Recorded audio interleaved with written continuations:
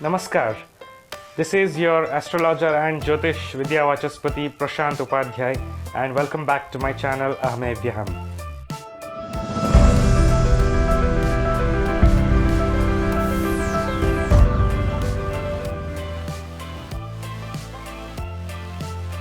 In the Vedic Light series, we are going to cover predictions on this year 2023 purely based on the nodes, that is Rahu and Ketu. It will be in two parts, and this is part 1 of this series.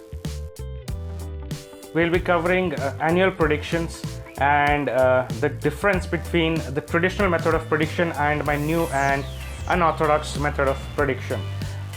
Before we begin with the predictions, we'll discuss a bit about the nodes, that is Rahu and Ketu. Then we'll go on with the 2023 predictions and remedies. And in part 1 of the series, we'll be covering from Aries to Virgo, that is Mesh to Kanya, and in part 2 we'll be covering Libra to Pisces, that is Tula to Mean. So let's begin with the annual predictions as per the nodes, the karmic planets, that is Rahu and Ketu. So before we begin with our annual predictions, let us try to understand how the traditional method of prediction is done. It is done using the Gochara or transit of the major planets, that is Saturn, Jupiter, Rahu and Ketu. Saturn takes roughly about 29 to 30 years to cover the entire zodiac, the 360 degrees of the zodiac. Jupiter takes roughly about 12 to 13 months. Rahu and Ketu, they take about 18 years to cover the entire zodiac of 360 degrees. So all of these are really slow moving planets compared to the other, that is Sun, Moon, Mars, Mercury, Venus. So their transit or Gochara gives us specific clues and indications of what could happen. So in the traditional method, the Gochara of all these planets is considered, and sometimes a Tithi Pravesha or a Varshafal chart is calculated, that is the position of the planets during the beginning of a particular time, say for example a new year. And when I'm referring to new year, I'm talking about the Hindu new year as per the Vedic calendar, ephemeris or Panchang, so which usually occurs around March or April every year. This time it's going to be on 22nd March 2023. And there are certain astrologers who bend the rules and kind of consider 1st January of every year as a new year chart as per the English calendar. It may or may not work, so I don't rely on that. But these are the traditional methods of predicting, giving out annual forecasts or predictions, where these predictions arrived at through the transit are juxtaposed with the running dasha as per your birth chart and the certain yogas or combinations in your horoscope. Now that's the traditional approach. What I have come up here is with a very new and unorthodox method, where I'll be considering the Gochara or the transit of the nodes only, that is Rahu, Ketu, North Node, South Node, Dragon's Head, Dragon's Tail. That's it, Rahu and Ketu, leaving aside all the other 7 planets. And what we'll be considering over here is the dispositor of Rahu and Ketu. Basically the Rashi dispositor and the Nakshatra dispositor, that is wherever Rahu and Ketu are transiting, whichever sign, Bhava or Rashi they are transiting, who is the lord of that Rashi and which Nakshatra they are transiting in, so who's the lord of that Nakshatra. These are the basic things to be considered, apart from Bhrigu Bindu, that is the midpoint between Moon and Rahu and Moon and Ketu. These are the 2 different Bhrigu Bindus that we'll be covering to give out my annual predictions. Let us have a brief outlook on the nodes before we begin with the predictions. And this, my new unorthodox method, is based on my own research of 27 years in Vedic Astrology. I also have written a book on it, Swarbhanu Rahasya, Secret of the Nodes, available on all major e-commerce sites.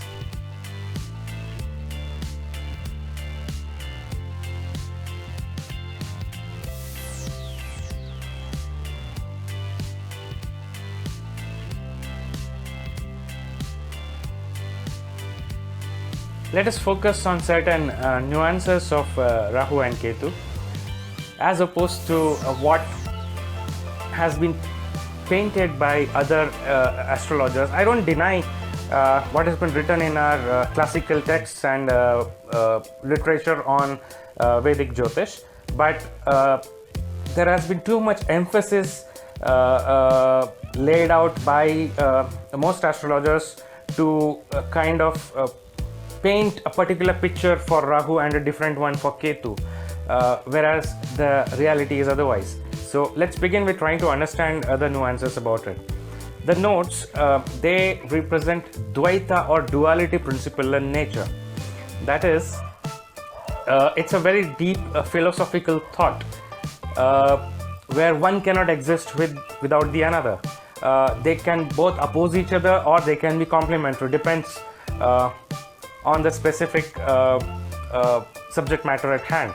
Now, for example, to put it simply, the whole world is about give and take. Somebody has to give something and somebody has to take something, and it is cyclical in nature. So it's not like one is always giving and the other is always taking. Whoever is taken so far also has to give, and the one who's been giving has to take something. So it's kind of interconnected, cyclical in nature. So let's try to brush aside few of the misconceptions of Rahu and Ketu. What most people, when they discuss about the nodes, they try to portray a picture as if Rahu is the taker, kind of the one who snatches things away, and Ketu is the giver, that is the one who gives out things. That is in terms of the material pursuits. So let us look at two different examples. One is the diya and bati, that is the flame and the wick. Now, in this case, the flame, which is basically fire, is represented by Rahu, that is the north node, and the wick, the wick on which the flame rests, is represented by Ketu. Now, in this particular example, what is actually happening? The flame is taking out oxygen from the environment for its own survival. So here Rahu is the taker, and the wick, that is represented by Ketu, is the giver. So the wick is burning itself out. It is the igniting material. So it is burning itself out so that the flame can survive or exist. So in this example, obviously Rahu is the taker and Ketu is the giver.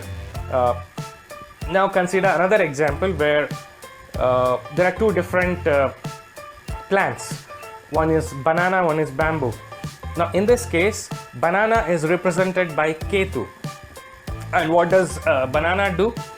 Banana, if you are aware of agriculture and plantations, banana is such a plant which consumes hell loads of water in order to grow and give the output of banana fruit, right? So here, even though banana represents Ketu, it is the taker. It is taking too much of water from the nature for its own survival.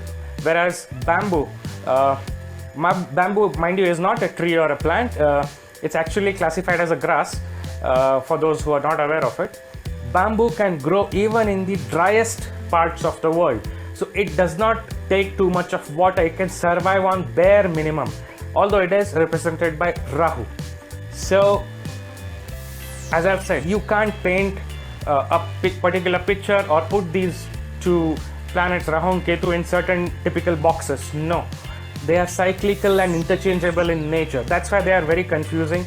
A lot of astrologers make mistakes while predicting about Rahu and Ketu. That's the reason I presented this particular example here, where Rahu can be a giver, Ketu can be a taker, and vice versa. Another misconception here is that Rahu is cruel while Ketu is not. Well, it depends on your point of view or perspective. For example, the combination of conjunction of Jupiter and Rahu, that is Brahaspati and Rahu, generates Chandal Yoga. And the conjunction of Jupiter and Ketu gives you Tapasvi Yoga. Now, from the spiritual point of view, Tapasvi Yoga is a very good yoga because Jupiter plus Ketu gives you a sense of renunciation and a non-materialistic outlook to life, whereas Jupiter and Rahu is good in terms of materialistic benefits. It gives you a very cruel, wicked, or cunning kind of nature, depending on the other factors in the horoscope. So it's good for material success and bad for spiritual. So one is good for material success, one is good for spiritual success. So whether it is cruel or not depends on your perspective. Second thing is that if you look at the combination or conjunction of Saturn and Rahu, it generates something called as Praveen Yoga. And if you look at the conjunction of Venus and Ketu, it generates something called as Darun Yoga. Now the results are totally different here. In this case, the conjunction of Rahu and Saturn can make you an expert in a particular subject, and the conjunction of Venus and Ketu can actually make you meet with hurdles in things related to financial matters. It can lock your money in disputes and make you indulge in wasteful expenditure or litigations. So how do you decide which is cruel here and which is not? So you can't paint these two planets or the nodes in a particular type of picture. That's the whole point. Another big misconception here is that Rahu is materialistic and Ketu is spiritual. Again, there is a lot of difference of opinion on these kind of points. You have to try to understand the nature of these two planets. Now, when you look at a magician, a typical magician who performs tricks to entertain the audience, that is, you can consider that as a sign of a benevolent Rahu. That is, Rahu is trying to fool you with a purpose, and here the purpose is good, to entertain you. And the audience very well knows and pays for it, to get fooled. When you watch a movie, it's the same thing. Movies, cinema and film industry are also come under the domain of Rahu. Now you're paying money to get fooled in a sense, because you want certain entertainment, and that entertainment cannot come without getting fooled. What is shown on the screen is not real, but you still enjoy it, right? So that is a benevolent Rahu. Now, if you think of a fraud, who cheats people for selfish gains, that is a maleficent Rahu. Now here you can look at both the combinations, a magician and a fraud. They both are trying to fool you with a purpose. Here the purpose is different, right? One has a very good benign purpose and the other one has a very selfish and dangerous purpose. But the nature of Rahu has not changed. It's all about fooling you, fooling the mind, fooling the masses, fooling the public, right? That's what Rahu is doing. But Rahu can be malefic or benefic depending on the particular combination, situation and other factors that are involved in it. Likewise, when you look at Ketu, Ketu does the unthinkable with a different purpose, just like Rahu. Say for example, the Siddhas, the Tapasvis, the Rishis, the Munis, the Siddhas who have attained perfection in their stage of human evolution. What do they do? Well, most of them don't interact with the rest of the society, but wherever they interact, they perform miracles for your upliftment. Now, that's the sign of a benevolent Ketu. Likewise, when you look at an extremist, a terrorist, what does a terrorist do? He destroys for fanaticism, right? He can kill people, bomb places, threaten and do all those kind of unlawful activities for the sake of fanaticism. Now, here also Ketu is doing the unthinkable but with a different purpose. On one side, Ketu is very, very benefic. On the other side, it's very, very maleficent. So the nature of Ketu is the same, but again, how it is being expressed depends on the particular combination, situation and other factors. So you really can't typecast these nodes as materialistic or spiritual, cruel or soft or taker or giver. No, you can't. You really need to understand how these nodes work in order to predict properly. That's the reason they are called as karmic control planets.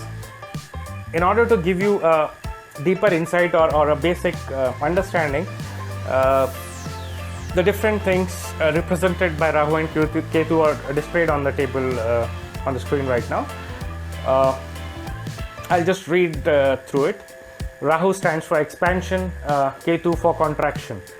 Now, expansion doesn't mean positive and contraction doesn't mean negative. Look at it from the point of view of a steam engine. there are those piston cylinders. The cylinders containing the piston, they keep pushing the steam or the gas inside it. The gas keeps expanding and contracting, which in turn pushes the piston to generate motion.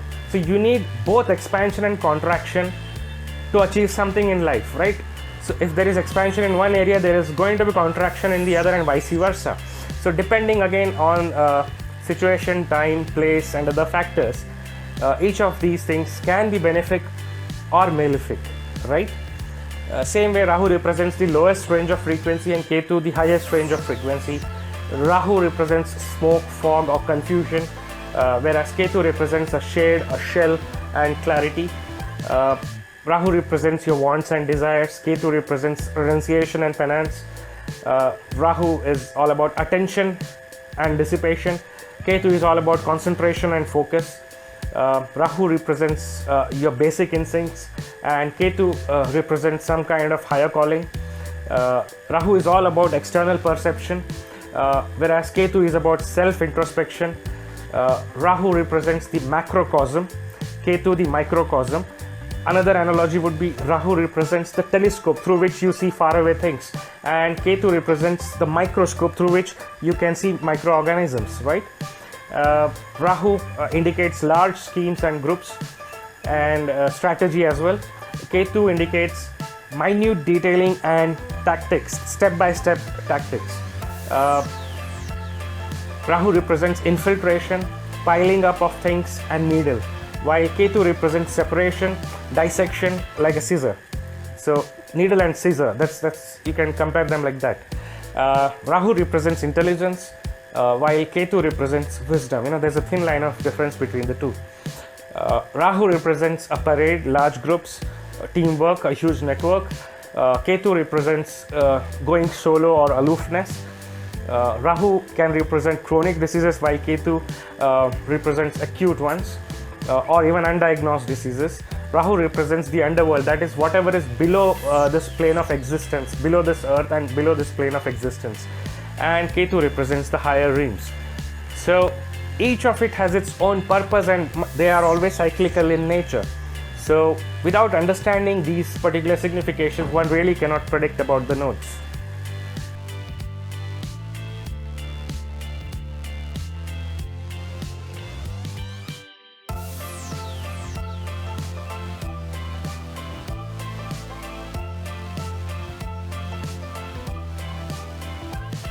If you have seen my previous videos in the Vedic Light series, you'll know that I repeat this each time. Remedies of Rahu Ketu done for the sake of remedy do not work, because they are the karmic control planets, and karma needs to be aligned or redeemed to get real tangible benefits or results. Hence, generic remedies may not yield results. Specific remedies are needed as per the individual natal horoscope. Let me give you a simple example. Like if you have already made preparations, like having an extra storage of water, or placing fire extinguishers around your place, that is going to help you when you're faced with a real fire incident, right? When something catches fire, if you have an extinguisher, you can utilize it to extinguish the fire, or if you have large amounts of storage of water, you can do that. So that is how the remedies also work. It's not like you are witnessing a fire right now and then you're going to dig a well to get the water out of it in order to extinguish the fire. That does not work. So keep that principle in mind. Let's begin with the interesting section, predictions and remedies for 2023. You can see two charts on the screen. Those both are the two Gochara charts of the nodes, that is Rahu and Ketu. And the dates and times that I've taken differ from what the other astrologers usually mention, because for those who are into astrology, I can give you the details that I'm using Drik Siddhanta with Ramanayanamsha, considering all topocentric and true positions. These are the things that I use for calculation. That's why the dates can differ. I'm not using the wobbling nodes. I'm not using geocentric positions. So these things will give different dates of entry and exit of planets, or the gochara or the transit. So the first chart, the Gochara chart 1, is about when Rahu is stationed in Aries and Ketu is stationed in Libra. They always are 180 degrees apart, and they are going to stay there till the 17th of December 2023, for which I have the second Gochara chart. So if we are talking about the English calendar 2023, most of the year Rahu is stationed, in fact almost the entire year it's stationed in Aries, that is Mesha, and Ketu is stationed in Libra or Tula. Now, based on my new unorthodox method, what I have listed on the chart is the position of Rahu and Ketu, which are in the Aries Libra axis. Then the Rashi dispositor of Rahu is Mars, and that of Ketu is Venus. So their positions are also displayed, who are placed in Aquarius or Kumbha at the time of the entry.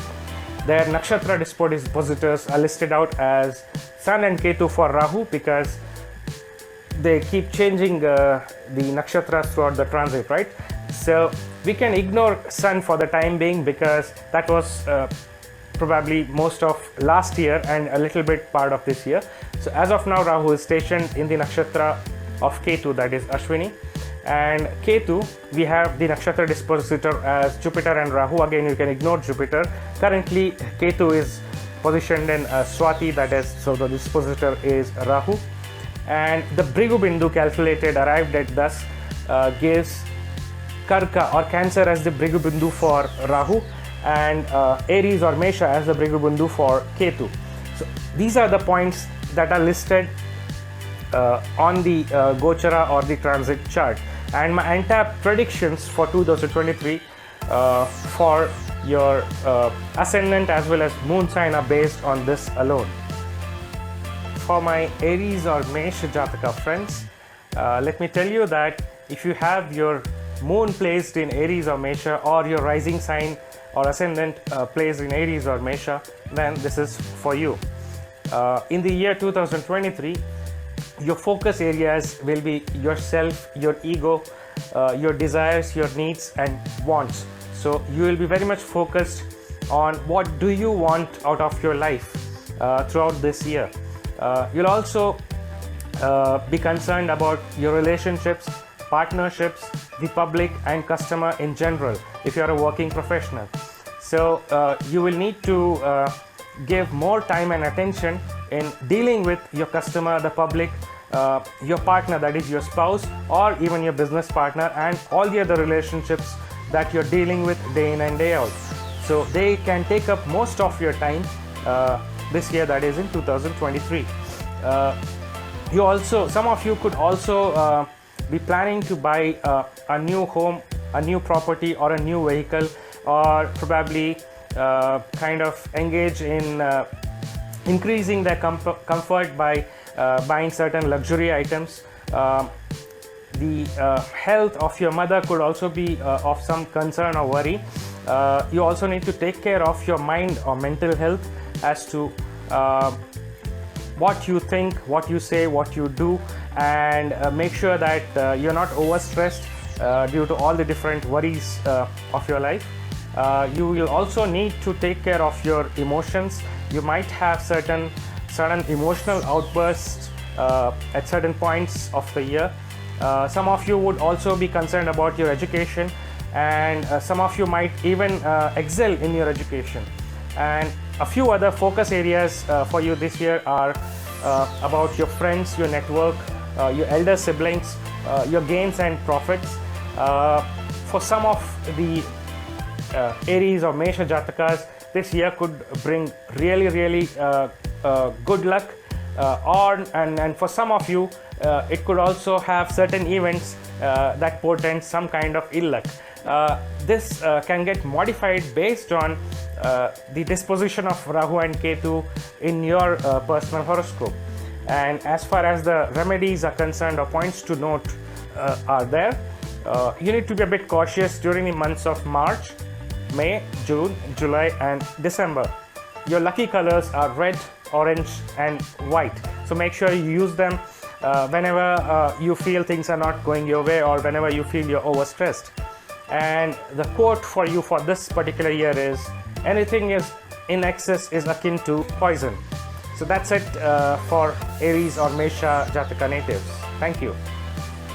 Welcome Taurus or Vrishabha Jataka natives. If you have your moon placed in Taurus or Vrishabha sign, or your rising sign or ascendant is Taurus or Vrishabha, then this is for you. The focus areas for you in this year 2023 would be, some of you could plan to go to a foreign country. Some of you would interact, mix or meet people from foreign origin. You could also be facing some kind of machinations or slander behind your back. There could be certain people who could try to cheat you. You might need to control your expenses. There could be certain unwanted wasteful expenditure in this year. Some of you who have been rearing or thinking of rearing pet animals could get new ones. For many of you, you could have problems from your enemies. There could be certain issues in your jobs, certain kind of delays in promotions or increments. For some of you, there could be certain health issues.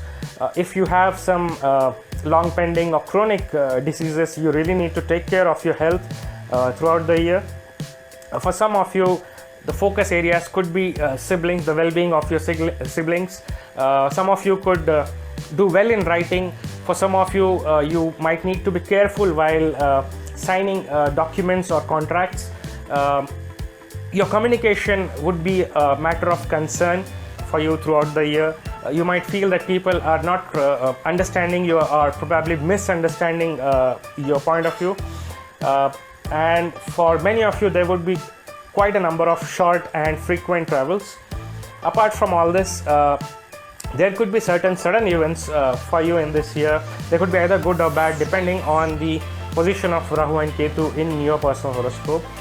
Some of you could think of shifting your place. Some of you could face a loss of job, kind of layoffs or something. And many of you can also devote your time into charity and service of the needy. Coming to the remedies part, you need to be cautious in these 3 months, that is the months of May, August and December. Lucky colors for you for the year 2023 are white, green and mixed colors, so make use of them whenever you feel like. And the quote for you for this year is, rolling stone gathers no moss. So that's about it. Thank you, Taurus or Vrishabha Jatakas. Welcome Gemini or Mithuna Jataka natives.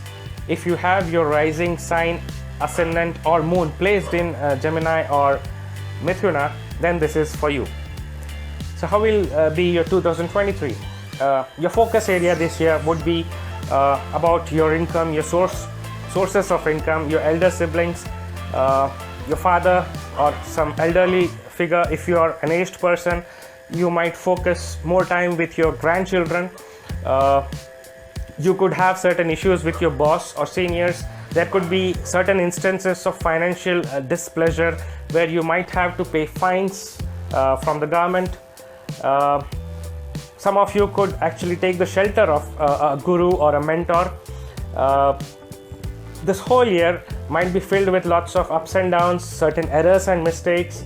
You could have head and gut problems. You could focus on your skill development, and there could be certain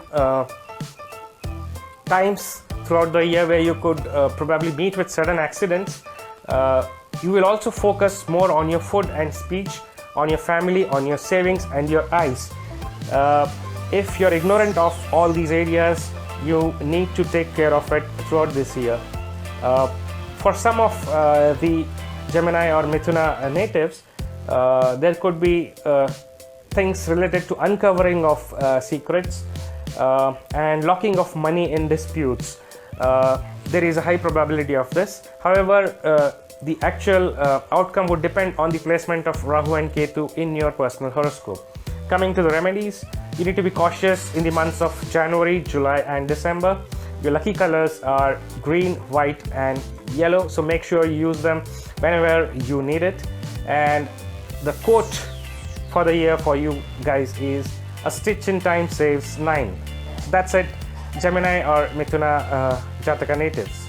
Welcome, Cancer or Karka Jataka natives. If you have your ascendant or rising sign or moon in the sign of Cancer or Karka, then this is for you. In this year 2023, your focus areas will be your karma as well as career.